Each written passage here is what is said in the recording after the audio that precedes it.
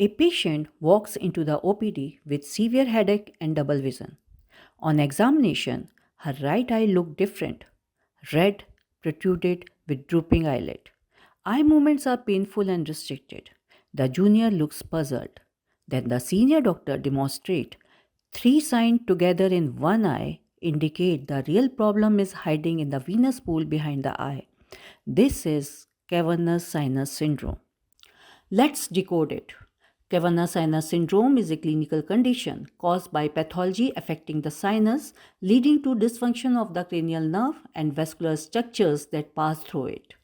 It presents with a classical triad of ophthalmoplegia, eye movements become restricted, then proptosis, the bulging eye, and the chemosis, the red and swollen conjunctiva. To understand this syndrome, we must explore the cavernous sinus itself, a crowded venous space controlling everything around the eye. The cavernous sinus is a paired dural venous sinus located on either side of the body of sphenoid bone in the middle cranial fossa. It is a trabeculated venous space formed between the layer of dura mater, giving it a cavern-like appearance.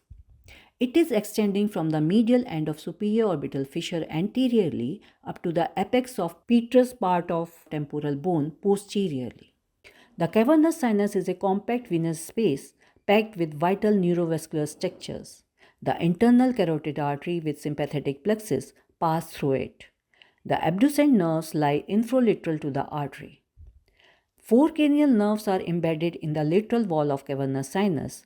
These are from superior to inferior oculomotor nerve, trochlear nerve, ophthalmic and maxillary division of the trigeminal nerve. These can be memorized as OTOM. Imagine the cavernous sinus as a small trabeculated cave filled with venous blood. A VIP guest, the internal carotid artery carrying sympathetic plexus, swims through the blood escorted by abducent nerve. Four vigilant security guards stand along the wall of this cave. The guards are the oculomotor, trochlear, ophthalmic, and maxillary nerves. The cavernous sinus is centrally placed and receives blood from orbit by superior and inferior ophthalmic vein and the central vein of retina, from brain by superficial middle cerebral vein and inferior cerebral vein, from meninges by sphenoparietal sinus and middle meningeal vein. The cavernous sinus is a crossroad where roads from all directions meets. Anteriorly, it communicates with facial vein via superior and inferior ophthalmic veins.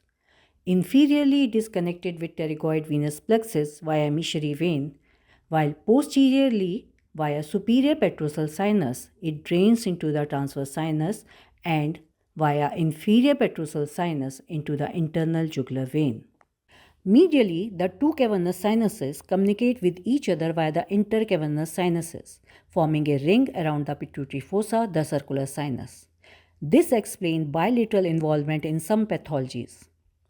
The trouble begins with an infection, perhaps from the dangerous triangle of face or from paranasal sinusitis.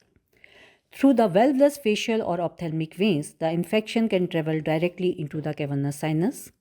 There, a thrombus forms, venous pressure rises, and tightly packed structure inside the sinus begin to suffer. The result is cavernous sinus syndrome. Clinical presentation. The first symptom is severe headache. Then one by one the cranial nerve begins to fail, causing ophthalmoplegia. Abducent is usually affected first because it floats within the sinus with no protective wall. The patient cannot abduct the eye. Soon, cranial nerve 3 involvement causes ptosis, trochlear affect the eye movements, and ophthalmic nerve involvement result in loss of corneal reflex. Sensory loss over the forehead and cheek occurs due to compression of ophthalmic and maxillary nerve. Proptosis and chemosis caused by venous congestion within the orbit.